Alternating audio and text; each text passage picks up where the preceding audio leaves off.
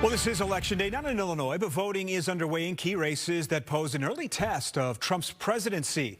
It's the first major election day since he returned to the White House, and the four contests to watch are all in states that he lost: New York, New Jersey, Virginia, and California. So let's begin with the gubernatorial races in New Jersey. Former Assemblyman Jack Citarelli is hoping that the third time's the charm to flip the Garden State red. He faces Democratic Representative Mike Sherrill, a former Navy pilot, running to replace the term-limited Democratic governor.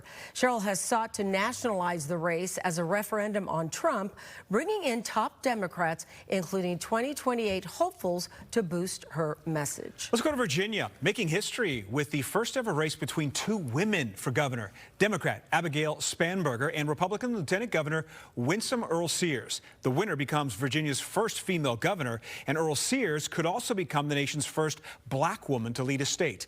President Obama campaigned against her, something Winsome Earl Sears called hypocritical. And then there is New York. This is a big one. Mayoral Democratic nominee Zohran Mamdani is looking to win over independent candidate Andrew Cuomo and Republican Curtis Sliwa. President Trump has inserted himself into that race, warning of funding cuts if Mamdani wins. In California, Democratic Governor Gavin Newsom is pushing a controversial redistricting proposition that would edge out Republican seats in Congress. Amalia Roy has been closely watching this race and joins us live now from Sacramento. Amalia, tell us about this race.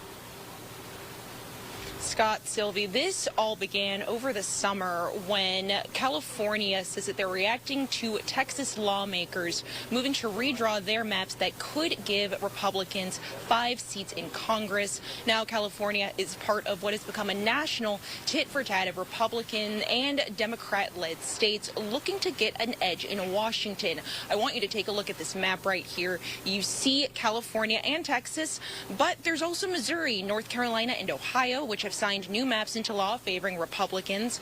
Then there's Indiana, New York, and Virginia, where lawmakers have also made moves towards redistricting. Prop 50 would temporarily allow the California legislature to draw the state's congressional map. California Democrats say this is a necessary step to counter Republicans and the Trump administration in Washington. He knows he's going to lose the midterm elections, period, full stop. That's why he made the call to Greg Abbott, saying he's entitled to 5 seats. The proposed map targets 5 Republican-held seats across California. It largely pulls urban votes into more rural areas, making them more competitive for Democrats.